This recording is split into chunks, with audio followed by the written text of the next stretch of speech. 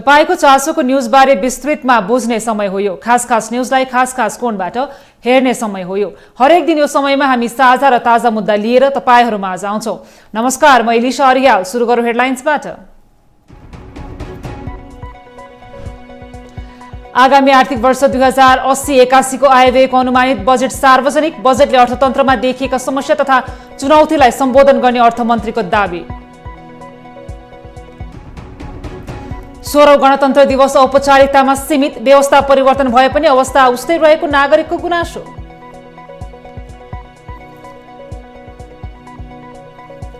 चौधरीलाई आम माफी दिएर सरकारले अदालतको आदेश उल्लङ्घन गरेको कांग्रेस महामन्त्री थापाको आरोप। कानून सम्मत नहुँदा दण्डहीनता बढ्ने दाबी।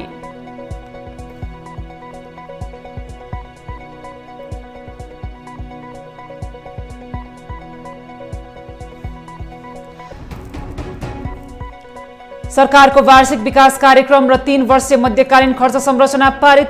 बजेटले वित्तीय अनुशासन कायम गर्नेमा योजना आयोगको विश्वास।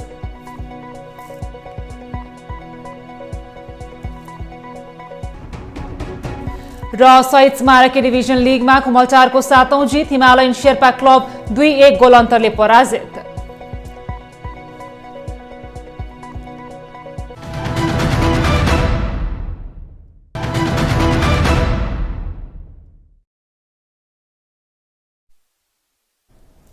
सरकारले आगामी आर्थिक वर्ष 2080-81 का लागि आयव्ययको अनुमानित बजेट सार्वजनिक गरेको छ।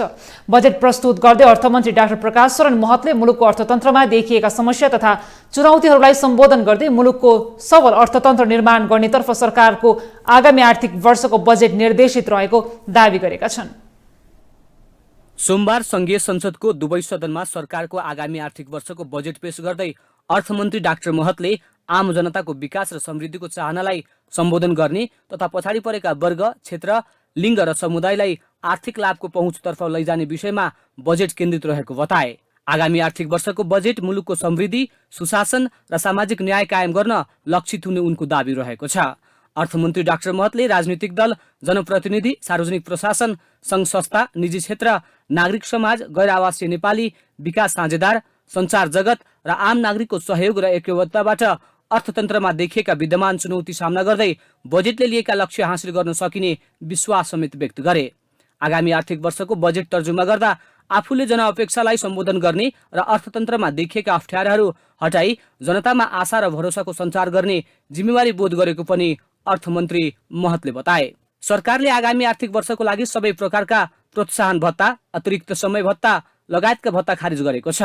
नयाँ सवारी साधन, फर्निचर तथा फर्निसिङ खरिद नगर्ने, अत्यावश्यक बाहेकका नयाँ भवन निर्माण नगर्ने, इन्धन, कार्यालय सम्बन्धी सामान लगायत प्रशासनिक खर्चमा मितव्ययिता कायम गरिने, नेपाल सरकारबाट अनिवार्य रूपमा प्रतिनिधित्व गर्नुपर्ने बाहेक अन्य वैदेशिक भ्रमणलाई निरुत्साहित गर्ने बजेटमा उल्लेख छ। यस्तै बजेटमा कृषि, पर्यटन र सम्पन्न हुने विकास आयोजनाहरूलाई मात्रै प्राथमिकता दिँदै अर्थतन्त्रको फराकिलो आर्थिक वृद्धि गर्ने लक्ष्य राखिएको छ। आगामी आर्थिक वर्षको बजेटमा कृषि, पर्यटन र सम्पन्न हुने आयोजना सरकारको उच्च प्राथमिकतामा राखिएको छ। कृषिको आधुनिकीकरण, पर्यटन क्षेत्रको विकास र सम्पन्न हुने खालका विकास आयोजनामा मात्रै बजेट विनियोजन गरिएको तथा गुणस्तरीय सामाजिक विकास, सुरक्षा र न्याय प्रणालीको प्रत्याभूति गर्ने, लगानी मैत्री वातावरण निर्माण गरी निजी क्षेत्रको मनोबल उच्च पार्ने गरी व्यवस्था गरिएको अर्थमन्त्री महतले बताएका छन्। आय तथा रोजगारीका अवसर सृजना गरी गरिबी न्यूनीकरण गर्ने र समष्टिगत आर्थिक स्थायित्व कायम गर्ने, संघीयताको सबलीकरण र सुशासन कायम गर्ने, बजेट प्रणालीमा सुधार गरी सार्वजनिक खर्चको प्रभावकारिता अभिवृद्धि गर्ने लक्ष्य बजेटमा रहेको छ। आगामी आर्थिक वर्ष 2080-81 को बजेटमा सरकारी, निजी र सहकारी क्षेत्रको लगानी विस्तार गरी उत्पादन, उत्पादकत्व र रोजगारीका अवसर बढाउने, आर्थिक तथा सामाजिक पूर्वाधार निर्माण गरी उच्च आर्थिक वृद्धिको आधार तय गर्नेतर्फ जोड दिइएको छ।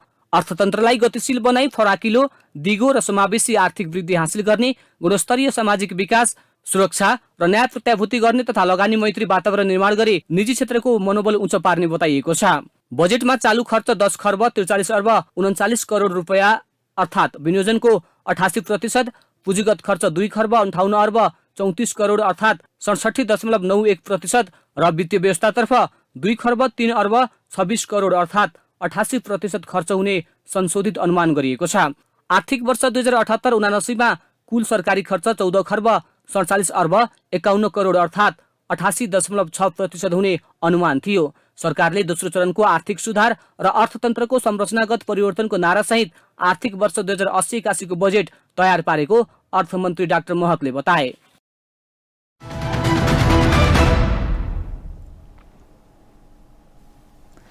दुई 2062-63 को दोस्रो जनआन्दोलनको उपलब्धिको रूपमा देशले 240 वर्ष स्थायी राजतन्त्रको अन्त्य गर्यो। नेपाल 2065 सालमा आजकै दिन संघीय लोकतान्त्रिक गणतन्त्रात्मक मुलुकमा परिणत भयो। तर गणतन्त्र स्थापनाको 15 वर्ष बितिसक्दा पनि नागरिकले राजनीतिक परिवर्तन बाहेक आफ्नो जनजीवनमा अन्य परिवर्तनको अनुभूति गरेका छैनन्। सोमबार 16औं गणतन्त्र दिवस देशभर विभिन्न कार्यक्रम आयोजना गरी मनाइयो। नेपाल सरकारले काठमाडौँको सैनिक मञ्च टुडीखेलमा भव्य समारोह बीच गणतन्त्र दिवस मनायो। तर अहिलेको अवस्थामा गणतन्त्र शब्द र दिवसमा मात्र सीमित भएको छ। नागरिकले गणतन्त्रको अनुभूति गर्न भने पाएका छैनन्। निरङ्कुश राजतन्त्र अन्त्य भए पनि दर्जनौं राजनैतिक दलको रजगज र खिचातानीले देशको अवस्था नाजुक बनेको जनगुनासो बढेको छ। देशमा चाहिँ धेरै कुरामा परिवर्तन संविधानहरू आयो देशमा, त्यो भए पनि देशले त्यो विकासको गति लिन सकिरहेको छैन। देशमा बस्ने युवा भन्दा पनि बाहिरिने युवा धेरै भइरहेका छन् र त्यही कारणले हाम्रो देशमा गणतन्त्र आए पनि संविधान बन्यो, एउटा राम्रो पाटो भयो, जनताले शासन गर्न पायो। जनताको जनताको एउटा सानो छोराले शासन गरे तापनि देशमा चाहिँ लोभ लालच भ्रष्टाचारले गर्दा अहिले देशमा चाहिँ गणतन्त्र भनेको त्यो धजिया उडाउने खालको भइरहेको छ अहिले गणतन्त्र भनेको चाहिँ। देशमा बेरोजगारीका कारण हजारौं युवा विदेशिन बाध्य छन्। राजनीतिक दलको सधैँको कुर्सीका लागि हुने रस्साकसी, अस्थिरता, भ्रष्टाचार, असुरक्षा, आर्थिक विचलनले निकास पाउन सकेको छैन। राजनीतिक परिवर्तनका रूपमा लिएको संघीय लोकतान्त्रिक गणतन्त्रले जनताको आर्थिक सामाजिक पाटोमा भने महसुस गर्न सकिने परिवर्तन नल्याएको राजनीतिक विश्लेषकहरूको धारणा छ। यद्यपि जनताले गत स्थानीय, प्रदेश र संघीय निर्वाचनमा जनप्रतिनिधिको छनौटले भने नागरिकमा केही सचेतना बढेको राजनीतिक विश्लेषकहरूको बुझाइ छ। अब गणतन्त्र महसुस गर्नको लागि उनीहरूको जीवनमा प्रत्यक्ष असर गर्ने कुराहरू चाहिँ फिल हुने खालका कुराहरू गर्नु पर्यो। रोजगारीको लागि आज नेपालमा 2500 डाक्टर उत्पादन हुन्छन्। 2500 डाक्टरमा लोकसेवाले 10 देखि 15 जना मान्छे माग्छ। 2490 जना डाक्टरहरू बेरोजगार छन् नेपालमा, एमबीबीएस गरेका, 1 करोड खर्च गरेका मान्छेहरू। यो सरकारलाई थाहा छ कि छैन त्यो कुरा? र विदेश जान बाध्य छन् भने अरू लेभलको पढाइका मान्छेहरूको हालत के होला त? त्यसैले रोजगारीको अवसर सयौँको सङ्ख्यामा हजारौँको दैनिक मान्छेहरू त्यहाँबाट एयरपोर्टबाट बाहिर गइरहेका छन्। तिनीहरूलाई नेपालमा राख्ने, उनीहरूलाई रोजगारी दिने, उनीहरूको व्यवस्थापन गर्ने, शिक्षा स्वास्थ्य रोजगारीको ग्यारेन्टी गर्ने, खानेपानीको व्यवस्था गर्ने, जीविकोपार्जनको लागि उनलाई बाँच्न पाउने अधिकारको ग्यारेन्टी गर्ने, सुनिश्चित गर्ने व्यवस्था चाहियो नि त। अरू कुराले मात्र आश्वासनले अब नेपाली जनता मान्ने तयार छैन। हर क्षेत्रमा, राजनीतिक क्षेत्रमा, आर्थिक क्षेत्रमा, सामाजिक क्षेत्रमा, सांस्कृतिक क्षेत्रमा जुन एउटा विशृङ्खलताको स्थिति उत्पन्न भएको छ, त्यो चिजलाई पोइन्ट आउट गरेर चाहिँ गर्नुपर्छ। जनहित र लोक कल्याणको लागि चाहिँ काम भएन भने जनता अब मान्न तयार छैन। त्यसमा चाहिँ पुरा दिलो ज्यान दिएर सबै राजनीतिक दलहरू, सबै विचारका मान्छेहरू चाहिँ सङ्गठित भएर एउटै कुरा, एउटै सोच, जनहित र लोक कल्याणको पक्षमा लाग्नुपर्ने चाहिँ वर्तमान आवश्यकता हो। संघीय लोकतान्त्रिक गणतन्त्रले जनताको घर आँगनमा सेवा, सुविधा र विकासको नारा पुर्याए पनि जनताले सेवा सुविधाको अनुभूति भने गर्न पाएका छैनन्। अझ पछिल्ला दिनहरूमा राजनीतिक दलका ठूला नेता तथा पूर्व उपप्रधानमन्त्री तथा बहालवाला सचिवकै संलग्नतामा भएको नक्कली भुटानी शरणार्थी प्रकरणले नागरिकमा आशा भन्दा बढी निराशा बढाएको छ। जुन हामी अहिले गणतन्त्रको अभ्यास गर्दैछौँ, अब अलिअलि कलिलो गणतन्त्र भनौँ, यसको अभ्यास गर्दैछौँ। त्यो अभ्यासको क्रममा थुप्रै त्रुटिहरू, कुनै जानी कुनै नजानी त्रुटिहरू भइरहेका छन्। त्यो कारणले गर्दाखेरि गणतन्त्रप्रति जनताको जुन एउटा विश्वास र जुन एउटा गणतन्त्रको अभ्युदय भएको थियो नि, वसन्त बहार भए जस्तो होइन, समाज परिवर्तन हुन्छ, न्यायमूलक समाज स्थापना हुन्छ, विभेद हुँदैन होइन, यहाँ मानव अधिकारको पूर्ण सम्मान हुन्छ, सीमान्तकृत समुदायहरूको पनि उनीहरूप्रति भएको अन्याय अत्याचार र विभेद रोकिन्छ र एउटा नयाँ समाजको तर्फ हामी जाँदैछौँ भन्ने एउटा विकसित समाज तर्फ जान सकिन्छ भन्ने एउटा अभिलाषा थियो नि। त्यो अभिलाषामा चाहिँ धेरै हिसाबसम्म कुठाराघात भएको पनि छ अहिले। नेपालमा 2007 साल यता थुप्रै राजनीतिक परिवर्तनहरू भए। 2007 सालको प्रजातन्त्र स्थापना पछिका 73 वर्षको अवधिमा राष्ट्रिय पञ्चायत बहुदल हुँदै 2046 सालको जनआन्दोलन, माओवादी जनयुद्ध, 2062-63 जनआन्दोलन, तराई मधेस आन्दोलन लगायतमा हजारौं नागरिकले ज्यान गुमाए। उनीहरू देशमा परिवर्तन र विकासको आशा गरेर ती आन्दोलनमा होमिए। उनीहरूका अगुवाले देश हाँक्ने पटक पटक अवसर पाए, तर न त नागरिकको जीवन स्तरमा सुधार आएको छ, न त सर्वसुलभ सेवा पाएका छन्। नागरिक रोजगारीका लागि विदेशी न बाध्य छन्। उनीहरूले पाएका छन् त केवल राजनीतिक दलका नेताहरूको आश्वासन। जतिसुकै ठूला राजनीतिक परिवर्तन होस्, राजनीतिक दलका कार्यकर्ताले मात्र स्थान पाए। राजनीतिक दलहरूले आम नागरिकलाई देखाएका नयाँ नेपालको अवधारणा, गाउँ गाउँमा सिंहदरबार, संघीयता जस्ता नारा र व्यवस्थाले आम नागरिकको जीवन स्तरमा कुनै आमूल परिवर्तन ल्याउन सकेको छैन, जसका कारण जनतामा अहिलेको राजनीतिक दल र व्यवस्थाप्रति नैराश्यता बढ्दै गइरहेको छ। सोमबार 16औं गणतन्त्र दिवस। देशका हरेक स्थानमा गणतन्त्र दिवस मनाउँदै गर्दा आम सर्वसाधारण र नागरिकहरूमा भने त्यति धेरै उत्साह देखिएको छैन। व्यवस्था फेरियो, अब अवस्था फेरिएन, आम मानिसको यस्तै टिप्पणी रहेको छ। मुलुकमा एक राजा फ्याँकेर दर्जनौं राजा भित्र्याएको भन्दै गणतन्त्रप्रति नै प्रश्न उठाइरहेका छन्। यसै सन्दर्भमा हामीले सर्वसाधारणलाई सोधेका छौं, गणतन्त्र दिवसलाई तपाईले कसरी लिनुभएको छ? ताल मदन भण्डारीले भन्नुभएको थियो देशमा एउटा राजा रहँदै गर्दा केही फरक पर्दैन, जबकि गणतन्त्रबाट आएकै मान्छेले यसरी चुसिरहेछन् भन्ने कुरा गर्नुभएको थियो। अहिले त्यही देखिरहेको छ। पछिल्लो सिनारीमा चाहिँ हामीले एउटा राजा फालेर चाहिँ जनताकै छोरो चाहिँ उच्च स्थानमा पुगेर नेतृत्व गर्ने व्यवस्था ल्याए पनि ती जो हामीले नेतृत्व चयन गरेर पठाएका छौँ उनीहरूकै भ्रष्टाचार र उनीहरूकै अनियमितताले गर्दा चाहिँ देशले एकदम दुःख पाइरहेछ। गणतन्त्रले देशमा केही परिवर्तनहरू ल्याएका छन्, तै पनि अपेक्षित परिवर्तन चाहिँ गणतन्त्रबाट हामीले सोचे जस्तो अनुरूप पाएका छैनौँ। गणतन्त्र दिवसले जनताको लागि भनेर अलिकति बोल्न सक्ने क्षमताको विकास त गरे होइन, त्यो भएको भएर एउटा राम्रो पक्ष नि भयो। अर्को देशको लागि चाहिँ समग्र रूपमा हेर्ने हो भने काहीँ पनि सबल पक्ष म देख्दिनँ क्या। अहिले आएरै हेर्नुहोस्, अहिलेको घटनालाई नि हेर्नुहोस्, हत्याराहरू जति माफीमा यो अब उन्मुक्ति पाउने कुराहरूदेखि लिएर सरकारले नि यसको लागि के गर्यो, गणतन्त्र भन्ने सरकारकै लागि मात्रै हो, जनताको लागि यो छँदै छैन भन्ने अनुभूति चाहिँ हामीलाई दिलाइरहेको छ। नेपालमा गणतन्त्र स्थापना भएको आज 16औं वर्ष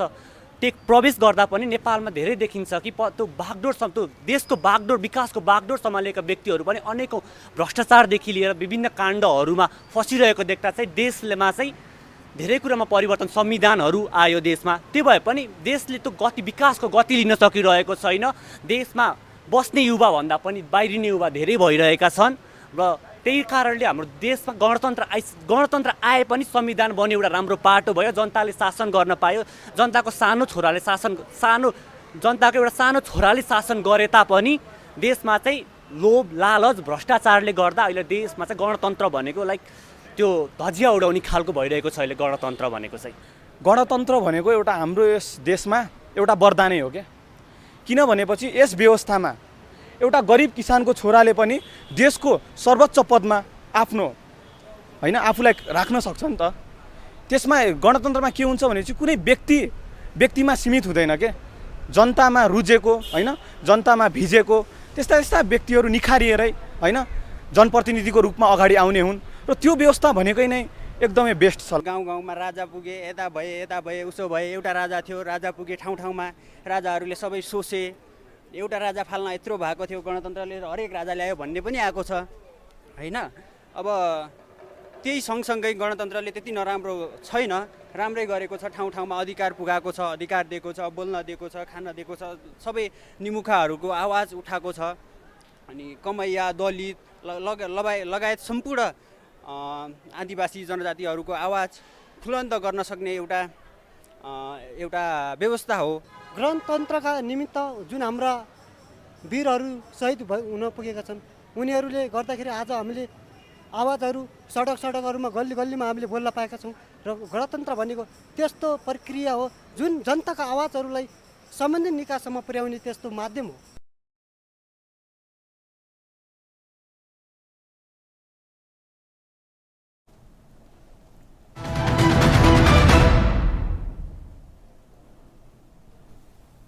नेपाली कांग्रेसका महामन्त्री गगन कुमार थापाले रेशम चौधरीलाई आम माफी दिएर सरकारले सर्वोच्च अदालतको आदेशको बल मिच्याइ गरेको आरोप लगाएका छन्।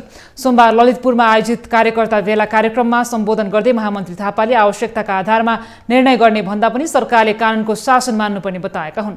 उनले नेपालको कानुनले कुनै पनि विषयमा अदालतले निर्णय गरिसकेपछि अदालतले गरेको अन्तिम फैसलाको कसुरका सन्दर्भमा सजाय मिनाहा हुन्छ कि हुँदैन भनेर कानुनको व्यवस्था गरेको उल्लेख गर्दै कानुनको व्यवस्था गरे भन्दा बाहिर कोही पनि जान नमिल्ने बताए। सरकारलाई मन लाग्यो, सरकारले निर्णय गर्यो, राष्ट्रपतिले सजाय मिनाहा गरिदिए भन्ने हिसाबले मात्रै यसलाई लिन नहुने उनको भनाइ छ। महामन्त्री थापाले रेशम चौधरीको बारेमा अदालतको पूर्ण पाठ नआइसकेको अवस्थामा अदालतलाई हेप्नुले जे गरे पनि हुन्छ भन्ने मानसिकता विकसित हुँदै गएको प्रमाणित भएको दावी समेत गरे।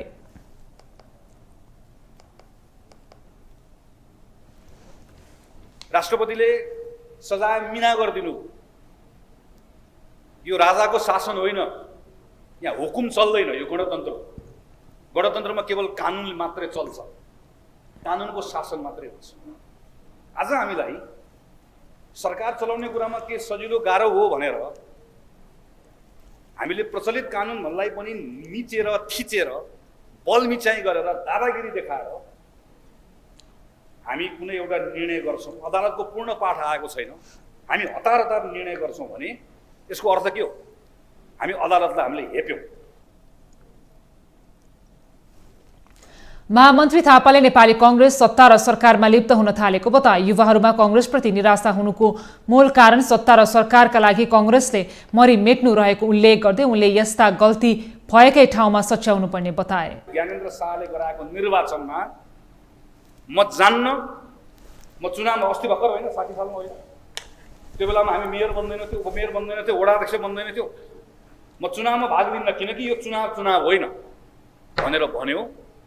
त्यो काङ्ग्रेसको इमेज अहिले के भयो कि काङ्ग्रेसका लागि सरकार सबै कुरा, काङ्ग्रेसका लागि सत्ता सबै कुरा हो, सत्ताका लागि हामी सबै कुरा गर्छौँ भन्ने जुन इमेज बन्यो आज निराशाको मूल कारण हो। निराशाको मूल कारण हो। गल्ती जहाँबाट भएको छ सच्याउने काम त्यहीँबाट गर्नुपर्छ। कार्यक्रममा महामन्त्री थापाले नेपाली कांग्रेसले अब कहिले पनि चुनाव अघि गठबन्धन नगर्ने प्रतिबद्धता समेत जाहेर गरे।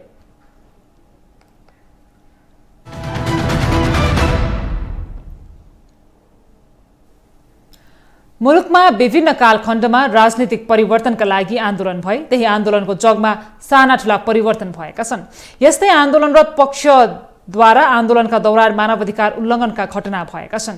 यस्ता घटनामा संलग्नलाई राजनीतिक मुद्दाका आवरणमा उन्मुक्ति दिने प्रचलन पनि बढ्दै गएको छ। पछिल्लो पटक यस्तै राजनीतिक घटनामा जोडिएका रेशम चौधरी लगायत 19 जनालाई सरकारले बाँकी सजाय मिनाहा हुने गरी आम माफी दिएको छ। सरकारको यो निर्णयले समाजमा दण्डहीनताले प्रशय पाउने भन्दै चौतर्फी विरोध सुरु भएको छ।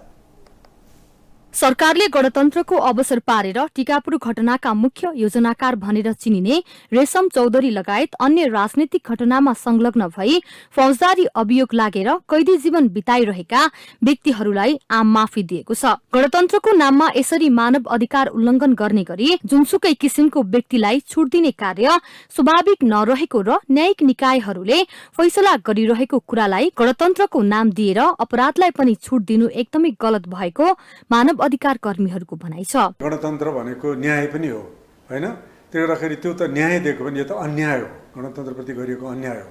त्यसले एउटा जुन किसिमको एउटा दण्डहीनताको संस्कृति पहिलेदेखि नै मौलादै आएको थियो, पञ्चायतकालमा पनि र पछिल्लो समयमा आएर पनि यो जो संस्कृति चाहिँ स्थापित भएर आइरहेको थियो र कमसेकम पनि अबको खुला समाजमा चाहिँ यो कुरा हुँदैन र यसमा न्यूनीकरण हुन्छ भन्ने जुन एउटा थियो त्यो झन् बढोत्तरी हुँदै गएको छ के। त्यसले गर्दाखेरि यो चाहिँ कुनै हालतमा पनि गणतन्त्रमा सुहाउने, लोकतन्त्रमा सुहाउने, मानवाधिकार मैत्री समाजमा सुहाउने क्रियाकलाप होइन।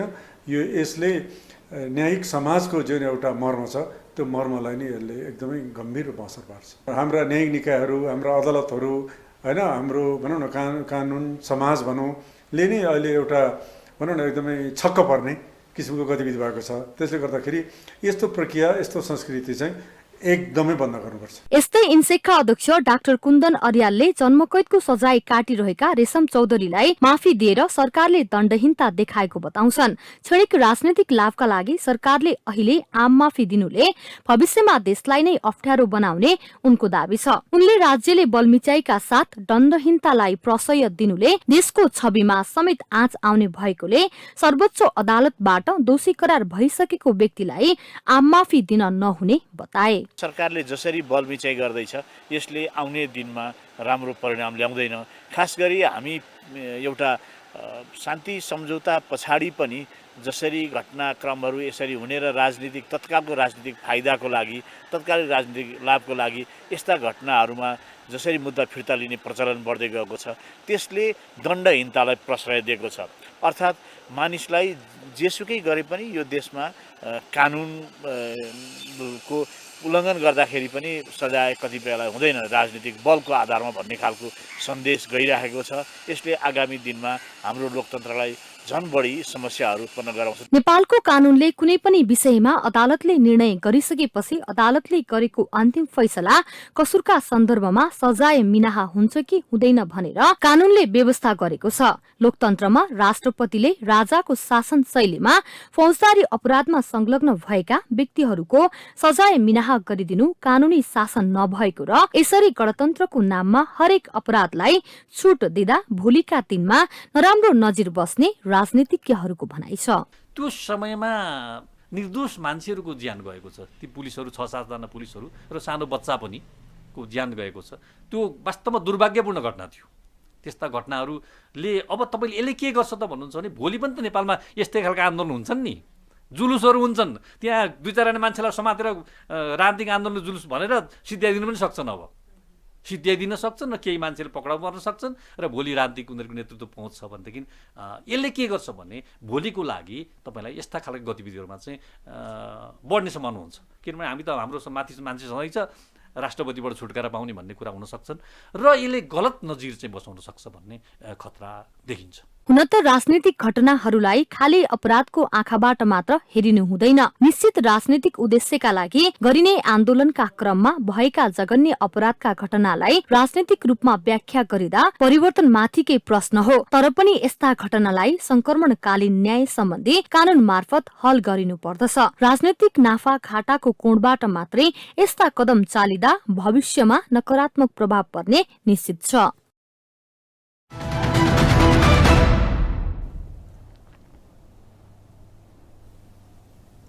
मन्त्री परिषदको सिफारिसमा राष्ट्रपति रामचन्द्र पौडेलले जन्मकैदको सजाय काटिरहेका रेशम चौधरी लगायत 19 जनाको कैद सजाय माफी दिएका छन्।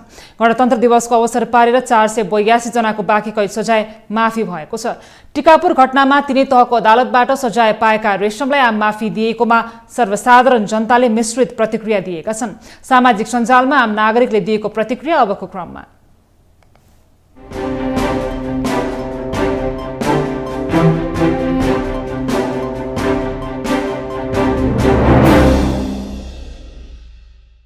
सूर्य आचार्य लेख्छन्, गणतन्त्र दिवसकै दिनमा सादगी भनेर चिनिएका वयोवृद्ध राजनीतिज्ञ र राष्ट्रपति रामचन्द्र पौडेलको काँधमा बन्दुक टेकाएर चल्तीको राजनीतिले दिनदहाडै न्यायको हत्या गरेको छ। सत्ताको नशामा चुर्लुम्म डुबेपछि मान्छेमा सामान्य विवेक पनि हराउनु अस्वाभाविक नहुने रहेछ। यता केशव गजुरेल लेख्छन्, समाज कसरी नस्लवादी छैन। रेशम चौधरी घटना भएको दिन घटनास्थलमै थिएनन्। उनलाई फसाइएको हो भन्ने कुरा कन्सिपरेसी थ्योरीको पछि नलागी आफ्नै आँखा खोलेर हेर्दा स्पष्ट देखिन्छ। तर समाजले उनलाई अपराधी करार गरिरह्यो। रवि लामिछानेले गरेको नागरिकता र पासपोर्टको हरकत सरासर फौजदारी मुद्दा हो। दण्डनीय छ भन्ने कुरा कानूनले नै छर्लङ्ग पारेको छ। कानूनले नै सजायको लायक छ भनिरहेको खण्डमा समाजले सहानुभूति प्रकट गर्दै रवि दाई हाई दाई गर्दै निर्दोष करार गरिरह्यो। एउटा चौधरी आन्दोलनको नेतृत्व गरेकै भरमा अपराधी करार हुने, अर्को लामिछाने कानून अन्तर्गत नै अपराधी भइसक्दा पनि निर्दोष करार हुने। अनि तपाई भन्नुहुन्छ समाज नस्लवादी छैन, समाजमा विभेद छैन, समाजको शासकीय संरचनामा ब्राह्मणवादी गन्ध छैन। कसरी छैन भन्न सक्नुहुन्छ? त्यसैगरी खेम बुढाथोकी छेत्रीको भनाइ छ गणतन्त्र त केवल गणतन्त्रको परिधिभित्र भुडी फुलाएर बसेका मतियारहरूको लागि ल्याइएको जनता शोषण प्रणाली मात्र हो। यो जनताको स्वतन्त्रताको लागि ल्याइएको शासन कदापि होइन। सामन्तवादसँगै सामन्ती र राजतन्त्रको अन्त्य गर्दै लिङ्ग, जाति, भाषा, क्षेत्र र वर्गीय भेद अन्त गर्नका लागि नयाँ युगको सुरुवात भएको ऐतिहासिक दिन रे गणतन्त्र दिवस। खै मैले त देखिन शुभकामना दिने ठाउँ। तपाईले देख्नुभयो र न सामन्तवाद सकियो न त सामन्ती नै, न त कुनै किसिमको भेदभाव नै सकियो।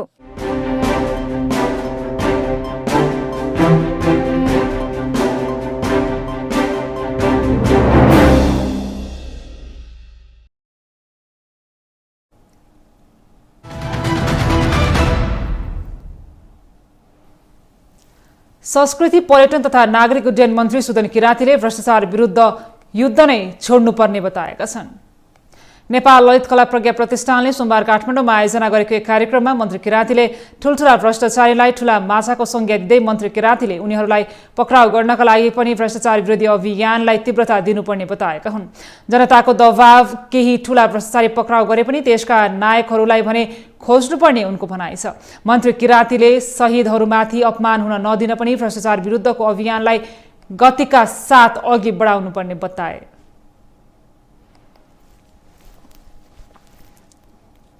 यो गणतन्त्र दिवसको उपलक्ष्यमा भ्रष्टाचारको विरुद्धमा सङ्घर्ष गर्ने, युद्ध छेड्ने, समृद्ध नेपालको निम्ति सङ्कल्प गर्ने अनि मात्रै शहीदले देखाएको बाटोमा हाम्रो पाइलाहरू अगाडि सर्न सक्छ।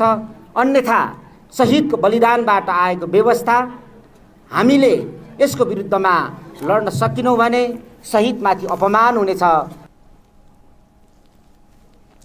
त्यस अवसरमा मन्त्री किरातीले मुलुकलाई समृद्धिको यात्रातर्फ अगाडि बढाउनका लागि ललित कलाको भूमिका महत्त्वपूर्ण हुने विश्वास समेत व्यक्त गरे।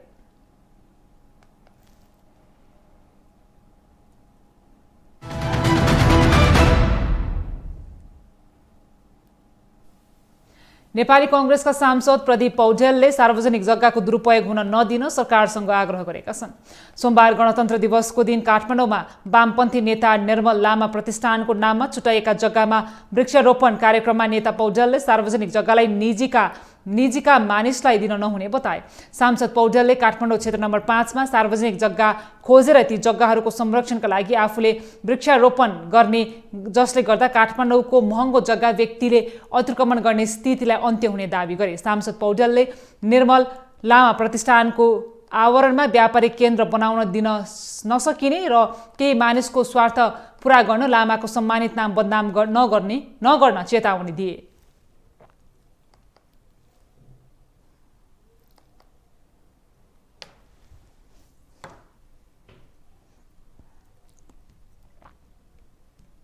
निर्मल लामा सम्मानित व्यक्ति हुनुहुन्छ, नेपालको वामपन्थी आन्दोलनको एउटा इमान्दार नेता हुनुहुन्छ, त्यसमा दुई मत भएन। तर उहाँलाई सम्मान गर्न उहाँको नाममा प्रतिष्ठान बनाएर व्यापारिक केन्द्र बनाउन दिन सकिँदैन। त्यसैले केही मान्छेको स्वार्थ पूरा गर्नका निम्ति उहाँको सम्मानित नामलाई बदनाम गर्न पाइँदैन। ठिक छ, यहाँ पार्क बनाएर राज्यले लगानी गर्छ, यसको नाम निर्मल लामा पार्क राख्छ भने हामीलाई आपत्ति भएन। तर यहाँ प्रतिष्ठान बनाएर सटर बनाउने, केही मान्छेले लाभ लिने, 40 वर्षसम्म लिजमा दिने, त्यो कुरा हाम्रो लागि किमार्थ स्वीकार्य हुन सक्दैन। सांसद पौडेलले वृक्षारोपण गरेको जग्गा आफ्नै पार्टी सभापति शेरबहादुर देउवा प्रधानमन्त्री अघिल्लो सरकार भएको समयमा मन्त्री परिषदको बैठकले निर्मल लामा प्रतिष्ठानलाई दिने निर्णय गरेको थियो।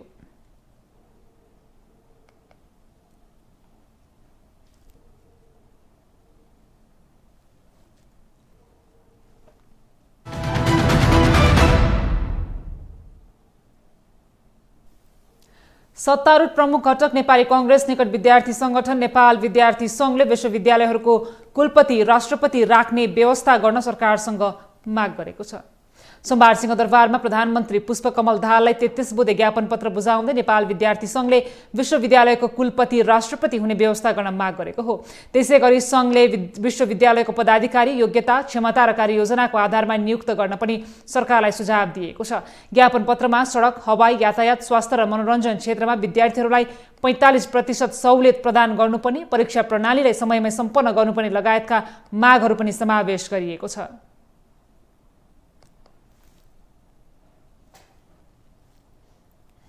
र अब विश्वविद्यालयको जति पनि तपाईँको उपकुलपतिहरू नियुक्ति हुन्छन्, डिनहरू नियुक्ति, क्याम्पस प्रमुखहरू नियुक्ति हुन्छन्, त्यो सबै कुनै पनि हालतमा तपाईँको चाहिँ भागभण्डा नगरिकन त्यसलाई चाहिँ तपाईँको दक्षताको आधारमा, क्षमताको आधारमा र कार्ययोजनाको आधारमा चाहिँ उहाँहरूलाई चाहिँ नियुक्ति गर्नुपर्छ भनेर हामी सम्माननीय प्रधानमन्त्रीज्यूलाई चाहिँ हामीले ध्यान आकर्षण गराएका छौँ।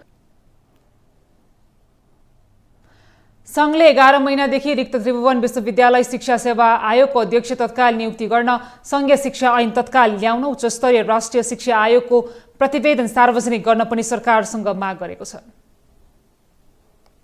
16औं अन्तर्राष्ट्रिय सगरमाथा दिवसका अवसरमा काठमाडौँमा प्रभात फेरी गरिएको छ। विश्वको सर्वोच्च शिखर सगरमाथामा पहिलो पटक मानव पाइला टेक्न सफल भएको आज 70 वर्ष पुगेको अवसरमा आज काठमाडौँमा प्रभात फेरी गरिएको हो। साथै आज देशभर विभिन्न कार्यक्रम गरी सगरमाथा दिवस मनाइएको छ। नेपालका तेन्जिङ नर्गे शेर्पा र एडमन्ड हिलारीले सन् 1953 मे 19 तारिक आजकै दिन पहिलो पटक सगरमाथामा आफ्नो पाइला राख्न सफल भएका थिए। नेपालका तेन्जिङ नर्गे शेर्पा र एडमन्ड हिलारीले पहिलो पटक सगरमाथामा आफ्नो पाइला राखेको स्मरण गर्दै सगरमाथा आरोहणको 70औं वर्ष पुगेको अवसरमा नेपाल पर्वतारोहण सङ्घले प्रभात फेरी गरी कार्यक्रम मनाएको हो।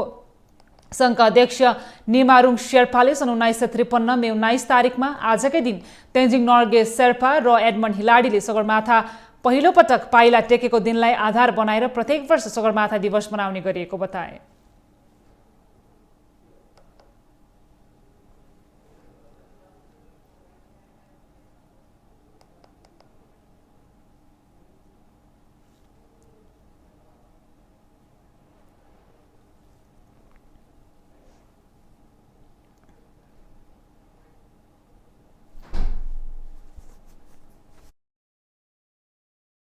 May 29, 1953 मा सर एडमन्ड हिलरी र तेन्जिङ नर्गे शेर्पाले जुन चाहिँ विश्वको सर्वोच्च शिखर सगरमाथा आरोहण गरेर तपाईँको चाहिँ यो जुन चाहिँ नेपाललाई विश्व सामु चिराउने कुरा भएछ, पर्वतीय पर्यटनको चाहिँ सुखद सुरुवात भएछ र एडभेन्चर टुरिज्मको चाहिँ नेपालमा चाहिँ विकासको क्रम बढेछ र यसलाई चाहिँ तपाईँको चाहिँ अब यो 70 वर्ष भइसक्यो उहाँहरूको चाहिँ सब्मिट गर्नुभएको।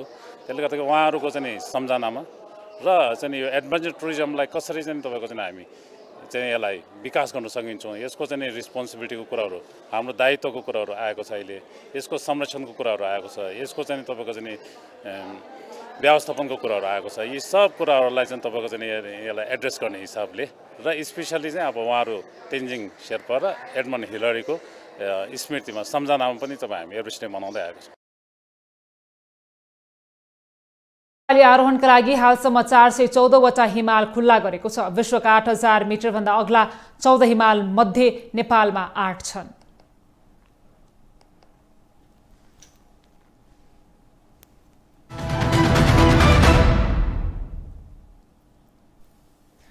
मुलुकमा आर्थिक मन्दी छाएको छ। उकालो लाग्नुपर्ने अर्थतन्त्र ओह्रालो लागिरहेको छ। यसरी ओह्रालो लागेको अर्थतन्त्रलाई जसोतसो हालसम्म थेगेकै नै रेमिट्यान्स आप्रवाली हो। वैदेशिक रोजगारीमा दिनरात पसिना बगाएर पठाएको रेमिट्यान्सबाट देशको अर्थ चल्छ, तर त्यही रेमिट्यान्स पठाउने कामदारको मृत्युको सङ्ख्या भने हरेक वर्ष उकालो लागिरहेको छ। रेमिट्यान्समा रमाइरहेको सरकार के वैदेशिक रोजगारीमा गइरहेका श्रमिकको सुरक्षा र सम्वर्धनमा चिन्तित छ त? एक रिपोर्ट। देशमा पर्याप्त रोजगारी नभएको भनौं या परिश्रम अनुसारको ज्याला नभएको, जसका कारण वैदेशिक रोजगारीको बाटो रोज्ने युवाको संख्यामा वृद्धि भइरहेको छ। हरेक वर्षको ग्राफ हेर्ने हो भने विदेशी नै श्रमिकको संख्या दोब्बरले बढेको छ। सरकारले पनि देशका युवा वर्गलाई विदेश जान प्रेरित गरिरहेको छ। सरकारको हरेक नीति योजनामा वैदेशिक रोजगारीमा गएका श्रमिकलाई समेटिएको छ, तर विडम्बना कमाउन गएका श्रमिक बाकसमा फर्किनेको संख्या पनि हरेक वर्ष बढिरहेको छ। किन यसरी ज्यान गुमाइरहेका छन् त श्रमिकले? पछिल्लो दिनमा वैदेशिक रोजगारीमा जाने श्रमिकहरूको मृत्युदरको सङ्ख्या चाहिँ बढ्दै गएको अवस्था देखिन्छ।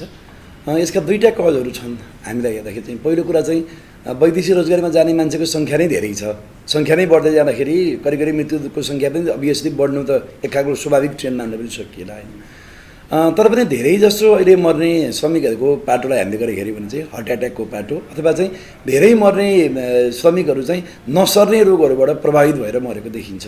नेपाल लेबर माइग्रेसन रिपोर्ट सन् 2022 का अनुसार पछिल्लो 14 वर्षमा 10,666 श्रमिकले वैदेशिक रोजगारीका क्रममा ज्यान गुमाएका छन्। तीमध्ये 10,400 भन्दा बढी पुरुष रहेको तथ्याङ्क छ। चालू आर्थिक वर्षको 10 महिनामा मात्रै वैदेशिक रोजगारीको क्रममा 961 श्रमिकको मृत्यु भएको छ। केही कमाउला, परिवारको आर्थिक भार उठाउला भनेर गएका श्रमिक यसरी मृत अवस्थामा फर्किँदा पनि किन सरकारले अझै नेपाली युवालाई वैदेशिक रोजगारीमै जानको लागि प्रेरित गरिरहेको छ त? रेमिटेन्सको मिठो स्वादमा रमाइरहेको सरकारलाई मृत परिवारको आँसुको आभास नभएकै हो त? यो आम जनताको प्रश्न हो। के कारणले मृत्यु भइरहेको छ, किन भइरहेको छ भनेर सरकारको ध्यानाकर्षण हुन जरुरी छ। एउटा तथ्याङ्क अनुसार हाम्रो देशबाट हरेक दिन 1821 जना मान्छे विदेश गइराखेको छ र हरेक दिन 2,75 करोड रुपियाँ रेमिटान्स मार्फत भित्रिराखेको छ। नेपालको जुन वैदेशिक मुद्रा भण्डार छ यो दुईटा कुराले, एउटा वैदेशिक रोजगारी र अर्को विदेशी सहायताले नै सन्तुलित भएको छ। तर जुन अनुसारको सेवा प्रदान गर्नुपर्ने सरकारले त्यो अनुसारको सेवा प्रदान भइराखेको छैन। वैदेशिक रोजगारीमा नेपाली कामदारको मृत्यु हुनुको कारण यस्तो छ। पछिल्लो 2 आर्थिक वर्षको तथ्याङ्कमा सन् 2020 देखि 2021 सम्म प्राकृतिक मृत्यु 162, आत्महत्या 130, ट्राफिक दुर्घटना 114, गैरकानूनी गिरफ्तार 65, हृदयघात 36, कार्यस्थल दुर्घटना 21, अन्य 618, जम्मा 1146। सन् 2021 देखि 2022 सम्म प्राकृतिक मृत्यु 215, कोभिड-19 207, ट्राफिक दुर्घटना 129, आत्महत्या 98, हृदयघात 57, कार्यस्थल दुर्घटना 50, गैरकानूनी गिरफ्तार 33, अन्य 606, जम्मा 1395। माथिको तथ्याङ्कलाई आधार मान्ने हो भने सबैभन्दा धेरै प्राकृतिक कारणले नेपाली कामदारले ज्यान गुमाइरहेका छन्। त्यस्तै दोस्रो प्रमुख कारण ट्राफिक दुर्घटना रहेको छ। त्यसपछि आत्महत्या अर्को प्रमुख र निकै गम्भीर मृत्युको कारण बनेको छ। पछिल्लो समय आत्महत्याका कारण ज्यान गुमाउने श्रमिकको संख्या बढिरहेको छ। यसरी विदेशी भूमिमा श्रम गर्न गएका श्रमिक किन आत्महत्या गर्न बाध्य हुन्छन्? प्राकृतिक मृत्यु भनेको कस्तो मृत्यु हो? यो 2 आर्थिक वर्षमा भने कुल 2541 कामदारको मृत्यु यी विभिन्न कारणले भइरहेको छ। कतिपय मृत्युको कारण भने उल्लेख गरिएको छैन, त्यस्ता कारणलाई अन्यमा राखिएको छ। यो 2 आर्थिक वर्षमा अन्य कारणले मृत्यु हुनेको संख्या मात्रै 1224 रहेको छ। अन्यमा के कस्ता कारण पर्छन्? यसको अध्ययन अनुसन्धान गर्ने काम कसको? यसरी विदेशी भूमिमा आफ्नो देहत्याग गर्ने कामदारको मृत्युको कारण सही कारण हो वा होइन भनेर प्रमाणित कसले गर्नुपर्ने हो? यसरी विदेशी भूमिमा ज्यान गुमाइरहेका श्रमिकको वास्तविक कारणको खोजी सरकारले गर्नुपर्ने हो। विदेशमा रोजगार गर्न गएका उनीहरू सुरक्षित छन् या छैनन्? रोजगारदाता कम्पनीमा उनीहरूको श्रमको सम्मान भएको छ वा छैन? कतै उनीहरूले यातना पाएका त छैनन्? यो सब प्रश्नको जवाब सायदै सरकारसँग छ होला।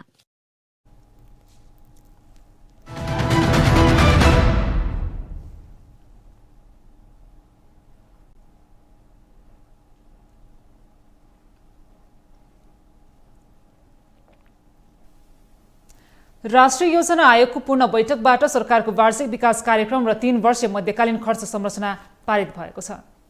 राष्ट्रिय योजना आयोगको सोमबार प्रधानमन्त्री कार्यालय सिंहदरबारमा बसेको पूर्ण बैठकले बजेटसँगै संसदमा पेश हुने वार्षिक कार्यक्रम तथा मध्यकालीन खर्च संरचना समेत पारित गरेको हो। आयोगका सदस्य डाक्टर रामकुमार फुइयालले बजेटसँगै संसदमा टेबल हुने वार्षिक विकास कार्यक्रम र 3 वर्षीय मध्यकालीन खर्च संरचना राष्ट्रिय योजना आयोगको पूर्ण बैठकले पारित गरेको बताए। सरकारले ल्याउने बजेटमा वित्तीय अनुशासन कायम हुने, विनियोजन दक्षता पूर्ण रूपले पालना हुने, संस्थाहरूले गर्ने खर्च क्षमता अनुसार नै बजेट विनियोजन गर्ने गरी सुनिश्चित गरिएको सदस्य फुइयालको भनाइ छ।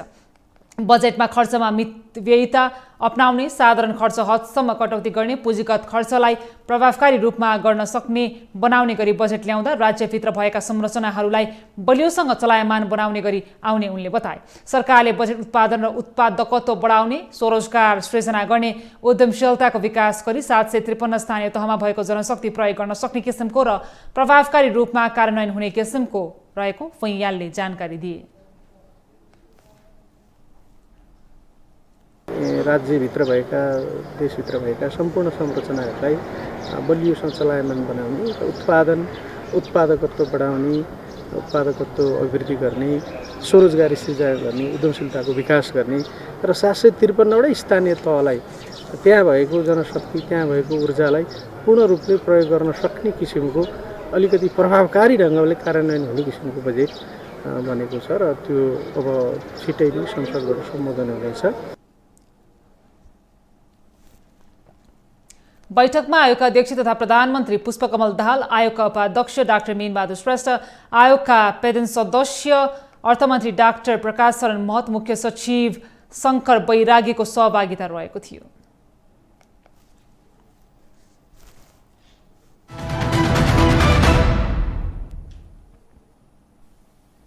मलेसियामा जारी टी20 श्रृङ्खलाको पहिलो खेलमा नेपाली महिला क्रिकेट टिम 5 विकेटले पराजित भएको छ।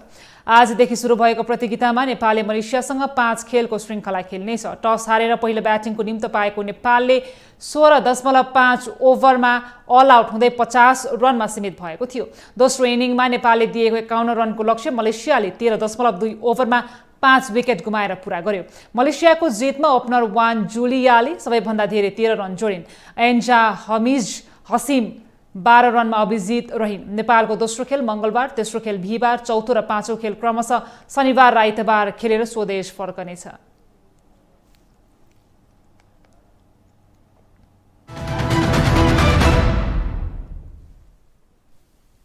शहीद स्मारक डिभिजन लिग फुटबलमा रेलिगेसन क्षेत्रको एएफसी खुमलचारले जित निकालेको छ।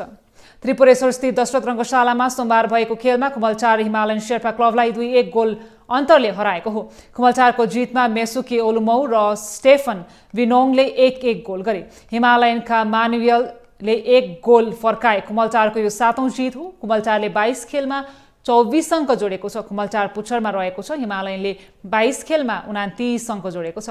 हिमालयन 8औं स्थानमा रहेको छ।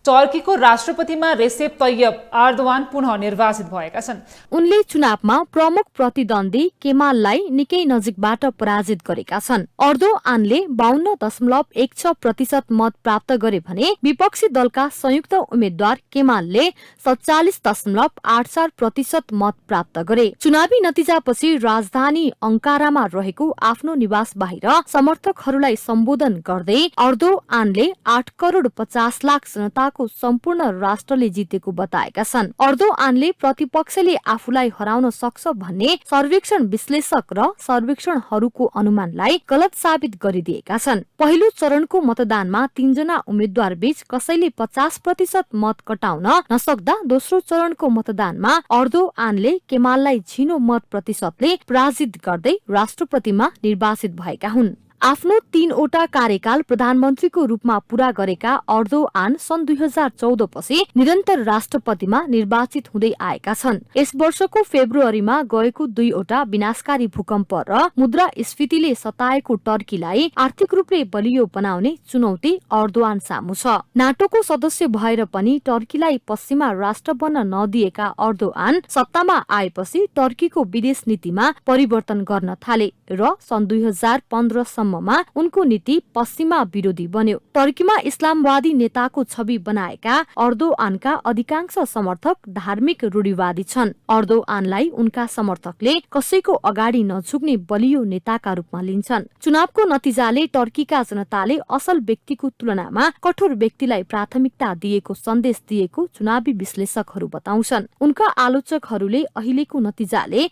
पहिले भन्दा बढी निराश बनाउने र आगामी दिनमा मानव अधिकार र अभिव्यक्ति स्वतन्त्रतामा थप हास्र आउने बताएका छन्। यससँगै देशको एक वर्गले उनलाई कट्टरपन्थी नीतिलाई बढ़ावा दिएको आरोप लगाउँदै आएको छ। यता राष्ट्रपतिमा पराजित विपक्षी नेता केमालले यसलाई हालैका वर्षहरूमा सबैभन्दा भ्रमपूर्ण चुनाव भनेर टिप्पणी गरेका छन्। राष्ट्रपतिको राजनीतिक दल जस्टिस एन्ड डेभलपमेन्ट पार्टीले एक किसिमले सिंगो राष्ट्रलाई पछाडि पारेको केमालको दाबी छ।